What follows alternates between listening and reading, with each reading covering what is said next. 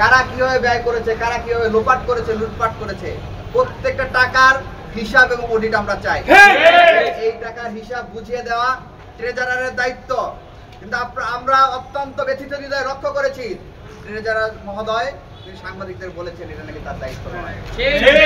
বিশ্ববিদ্যালয়ের অর্থ যদি ট্রেজারারের দায়িত্ব না হয়, তাহলে এটা কি হিরো আলম এসে দায়িত্ব নিবে নাকি? আমরা হুঁশিয়ারি করে বলে দিতে চাই, আপনি যদি অর্থের দায়িত্ব দিতে না পারেন, অর্থের দায়িত্ব যদি অর্থের হিসাব যদি বুঝিয়ে দিতে না পারেন, তাহলে আপনার ট্রেজারার থাকার কোনো প্রয়োজন নাই, আপনি দায়িত্ব ছেড়ে দেন। আরো অসংখ্য যোগ্য শিক্ষক আছে যারা আপনার থেকে আরো ভালো দায়িত্ব পালন করতে পারে। যদি আপনি মনে করেন আপনি হিসাবটা বুঝিয়ে দিতে পারছেন, আপনি দায়িত্ব ছেড়ে দেন। কিন্তু বিশ্ববিদ্যালয়ের জন্য বোঝা হয়েন না এবং শিক্ষার্থীদের কাজের ক্ষেত্রে প্রতিবন্ধকতা সৃষ্টি করেন না। আর দ্বিতীয়ত আরেকটা দুঃখের বিষয়, আজকের যে প্রশাসন দায়িত্ব পালন করছে, ভিসি প্রভিসি প্রক্টর যারাই বলেন না কেন, প্রত্যেকের ম্যান্ডেট হচ্ছে জুলাইয়ের গণ অভ্যুত্থান, জুলাই বিপ্লব।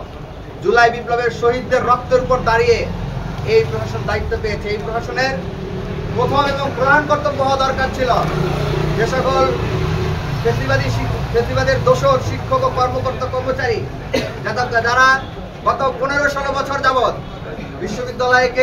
বিশ্ববিদ্যালয়ের শিক্ষার্থীদেরকে নির্যাতনের হাতিয়ার হিসেবে ব্যবহৃত হয়েছে এবং শিক্ষার্থীদেরকে নির্যাতনগুলো যে চালিয়েছিল ছাত্রলীগ, সেগুলোর বৈধতা দিয়েছিল এবং ফ্যাসিবাদী হাসিনার জুলাইয়ের গণহত্যাকে বৈধতা দিয়ে এই রেজিস্ট্রার ভবনের মধ্যে অভ্যন্তরে যে সকল কর্মকর্তা কর্মচারী রয়েছে তারা মিছিল করেছে এবং সেই মিছিলের নেতৃত্ব দিয়েছিল বর্তমানে দায়িত্ব পালনরত ডেপুটি রেজিস্ট্রার জনাব রুহুল আমিন।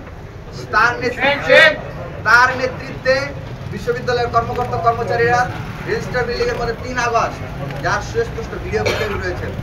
আমরা ট্রেজারার মহোদয়কে বললাম যে আপনার অফিসে তো কর্মরত সে, আপনি তার বিরুদ্ধে কেন ব্যবস্থা নিচ্ছেন না? আপনি তো কথায় কথায় বলেন যে আবু সাইদ আমার ফটো শেয়ার করেছে, তাহলে আপনি আপনার অফিসে কেন ফেসবুকের দোষের ব্যবস্থা গ্রহণ করছেন না? তিনি আমাদেরকে তিনি অপরাগতা প্রকাশ করছেন, তাকে ছাড়া নাকি সম্ভব না। মানে তার কথা শুনে এমন মনে হয়েছে যে তিনি নাকি এমন বলার চেষ্টা করছেন, মনে হয় যে খুনি হাসিনাকে ছাড়া দেশ সম্ভব নয়।